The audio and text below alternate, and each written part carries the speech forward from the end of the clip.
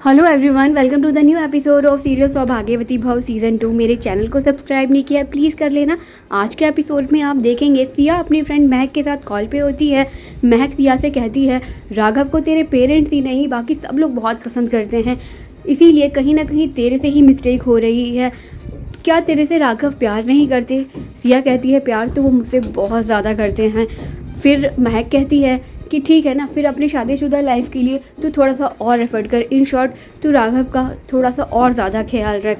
राघव ये सब अपने सीसीटीवी कैमरा में देख रहा होता है और खुश हो जाता है, कहता है गुड महक, तुमने बहुत अच्छा किया। फिर वो अपने असिस्टेंट को कॉल करता है और कहता है कि तुमने महक को कितने पैसे दिए थे? 7 lakhs। एक काम करो, उसके बैंक में थोड़ा सा और फंड ट्रांसफ़र कर दो, वो भी इमीडिएटली, और उस लड़के को मेरे कैबिन में लेकर आओ। राघव का असिस्टेंट एक लड़के को लेकर उसके पास आता है। उस लड़के को देखते ही राघव बहुत ज़्यादा गुस्सा हो जाता है। वो कहता है कि तुझे बहुत मज़ा आता है ना फेक आईडी बना के लोगों के पोस्ट पे कमेंट करने में, बट इस बार तूने बहुत बड़ी गलती कर दी है लड़के। वो बहुत डर जाता है, उसके पैरों में गिरकर वो माफ़ी मांगता है, बट राघव कभी भी किसी गलती के लिए माफ़ी नहीं देता। वो कहता है कि तू अपने कमेंट मेरे पोस्ट से डिलीट कर। लड़का ऐसा ही करता है, फिर भी राघव उसे माफ़ नहीं करता और उसे पनिशमेंट भी देता है। इधर सिया ये सोच रही है कि हाँ, कहीं ना कहीं मुझसे ही मिस्टेक हो रही है, इसलिए वो फैसला करती है कि अब वो ऐसा कुछ भी नहीं करेगी जो कि राघव को पसंद नहीं है। वो अब से राघव की सारी बात मानेगी। राघव भी ये देखकर बहुत ज़्यादा खुश है। वो कहता है कि कहाँ मिलेगा तुम्हें मेरे जैसा हस्बैंड जो कि हमेशा अपनी वाइफ पे नज़र रखता है। राघव को अनऑर्गेनाइज चीज़ें बिल्कुल भी पसंद नहीं है, चाहे घर हो चाहे ऑफिस। वो अपनी चीज़ों को बहुत ही ऑर्गेनाइज तरीके से रखता है, इसलिए सिया भी अपने घर को बिल्कुल परफेक्ट बनाती है ताकि राघव आते ही घर को देख के खुश हो जाए। राघव सिया को कॉल करता है और कहता है आई लव यू। सिया भी उसको आई लव यू टू कहती है।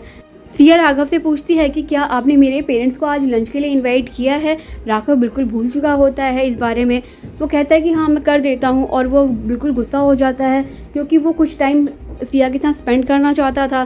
सिया कहती है कि मैं उनके लिए लंच बना रही हूँ, मैं सबके पसंद का खाना बनाऊँगी आज, लेकिन कुछ चीज़ें हैं जो घर पे नहीं है। राघव कहता है कि ठीक है, तुम जाके सुपरमार्केट से सामान ले आओ, तुम्हारे पास गाड़ी भी है और ड्राइवर भी, तुम जाके सामान ले आओ। राघव कहता है कि अपनी प्रिवेसी के चक्कर में ही तो मैं अपने घर में नौकर नहीं रखता, और फिर तुम अपने पेरेंट्स को हमारे घर पे बुला रही हो। सिया अपने घर का सामान लेने डिपार्टमेंटल स्टोर जाती है और वहाँ पे सारा शॉप करके बिलिंग काउंटर पे खड़ी हो जाती है। वहीं पीछे राघव खड़ा होता है। वो जानबूझकर क्रेडिट कंपनी वालों को फ़ोन करता है और कहता है कि मेरा क्रेडिट कार्ड खो गया है, तो क्या आप मेरे क्रेडिट कार्ड को ब्लॉक कर देंगे? और कंपनी वाले ऐसा ही करते हैं। जब सिया अपना कार्ड बिलिंग पर्सन को देती है बिल करने के लिए, तो उसका कार्ड डिक्लाइन हो जाता है। तब वो पर्सन कहता है मैम ये कार्ड तो डिक्लाइन हो रहा है। सिया कहती है कि प्लीज़ एक बार और ट्राई कीजिए। वो ऐसा ही करता है। पीछे और भी लेडीज़ खड़ी होती हैं लाइन में। वो कहती हैं कि मैम आप प्लीज़ जल्दी कीजिए, हम भी लेट हो रहे हैं। दोबारा वो क्रेडिट कार्ड डिक्लाइन हो जाता है। तभी उनमें खड़ी एक लेडी कहती है कि जब आपके पास पैसे नहीं हैं तो आप शॉपिंग के लिए क्यों आते हैं? ये सारी बातें चल ही रही होती हैं, तभी डिपार्टमेंटल स्टोर का मैनेजर आता है और वो सिया को अपने साथ चलने के लिए कहता है क्योंकि ये कार्ड जो सिया के पास है वो चोरी का है। तभी वहाँ पे एक लेडी उससे बहस करने लग जाती है और सिया को धक्का दे देती है। जैसे ही सिया को धक्का लगता है वहाँ पे राघव आ जाता है और सिया को होल्ड कर लेता है। ये सब राघव ने जानबूझकर एक प्लानिंग के तहत सिया को हर्ट करने के लिए किया है। राघव डिपार्टमेंटल स्टोर के मैनेजर पे बहुत ज़्यादा गुस्सा हो जाता है और कहता है कि तुम्हारी हिम्मत कैसे हुई राघव जिंदल की वाइफ के साथ ऐसा बिहेव करने की, से सॉरी टू हर। मैनेजर कहता है कि सॉरी, और कहता है कि सॉरी के बदले आप ये सारा सामान फ्री ले जा सकते हैं। राघव कहता है कि तुम्हें क्या लगता है कि मैं भिखारी हूँ? और राघव अपनी वाइफ को वहाँ से ले जाता है, उसे कोई सामान भी नहीं लेने देता। कहता है कि अब तुम कहीं भी जाओगी तो मैं तुम्हारे साथ जाऊँगा क्योंकि ये दुनिया वाइफ बहुत ज़्यादा गंदी है। इधर सिया की फैमिली बहुत ज़्यादा खुश है क्योंकि सिया की शादी के बाद वो पहली बार सिया के घर लंच पे जा रहे हैं। सिर्फ एक दादी है जो कि खुश नहीं है क्योंकि दादी को कहीं ना कहीं तो शक है राघव पे कि सिया वहाँ पे खुश नहीं है। सिया की माँ कहती है कि प्लीज़ आप वहाँ पे जाकर ऐसा कुछ भी मत कहिएगा जो कि राघव को हर्ट हो, बट दादी कहती है कि अगर मुझे कुछ भी गलत लगा या मुझे कुछ भी महसूस हुआ तो मैं ज़रूर बोलूँगी। राघव को दिखाया जाता है जो कि कुकिंग कर रहा है। वो सबके पसंद की चीज़ें बनाता है, स्पेशली दादी के लिए मखाने की खीर जो कि दादी को बहुत पसंद है। राघव जब कुकिंग कर रहा होता है तभी उसकी डोरबेल बजती है और वो टाइमिंग देख के कहता है बिल्कुल परफेक्ट टाइम पे आए हैं लोग। वो जाके डोर ओपन करता है और अपने बड़ों का पैर छू के आशीर्वाद भी लेता है।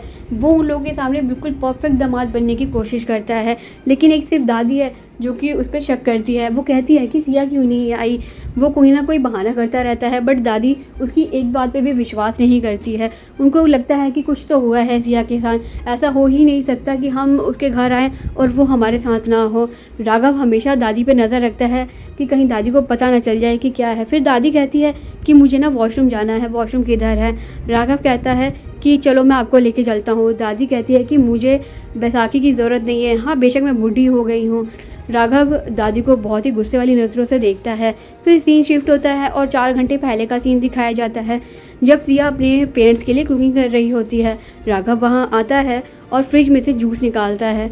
वो जूस में नींद की गोलियाँ मिला देता है और सिया को कहता है तुम बहुत देर से खाना बना रही हो ना, तुम juice P low. Siya juice P लेती है। सिया जूस पीने के बाद कहती है मुझे नींद आ रही है। उसको समझ नहीं आ रहा होता है कि उसे इतनी नींद क्यों आ रही है।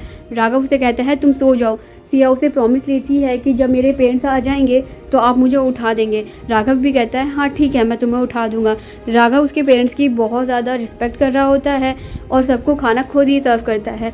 दादी इधर वॉशरूम के बहाने सारे कमरों में जाकर सिया को ढूंढती है और आखिरकार वो सिया के बेडरूम तक पहुँच ही जाती है। सिया वहाँ पर सोई होती है और दादी उसकी चोट को देख लेती है। जैसे ही दादी सिया के पास जाने वाली होती है, राघव पीछे था कि बूम बोल के दादी को डरा देता है और कहता है कि दादी मैं ना बचपन में हाइड एंड सीक खेला करता था, मैं बहुत ही ज़्यादा अच्छा हूँ हाइड एंड सीक खेलने में, मैं बचपन में कभी भी हाइड एंड सीक में नहीं हारता था। दादी को वो अपने कमरे से बाहर लेके जाता है और कहता है कि ऐसे किसी के बेडरूम में आना बैड मैनर्स होता है। क्योंकि सिया के पेरेंट्स पहली बार सिया के ससुराल आए हैं तो राघव उन्हें कुछ रिटर्न गिफ्ट देता है। उसके पेरेंट्स कहते हैं कि रहने दो बेटा, कोई ज़रूरत नहीं है इसकी।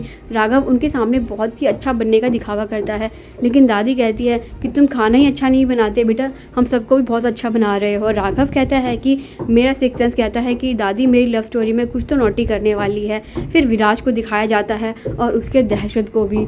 विराज के हाथों में एक फ़ोटो होती है और कहता है कि कहाँ है ये पर्सन जिसे विराज ने पनिशमेंट दी हुई है, इसे पता है कि विराज किसे ढूंढ रहा है। वो साफ साफ मना कर देता है कि तुम इसे कभी भी नहीं ढूंढ पाओगे और मैं तुम्हें कुछ भी नहीं बताऊंगा। ये सुनते ही विराज को बहुत ज़्यादा गुस्सा आ जाता है। वो अपनी स्टिक से अपनी तलवार निकालता है। उस तलवार को देखकर वो डर जाता है और भागता है। इसी भाग में उसकी मौत हो जाती है। विराज कहता है कि मैंने तो उसे नहीं मारा ना। उसका असिस्टेंट कहता है नहीं प्रभु।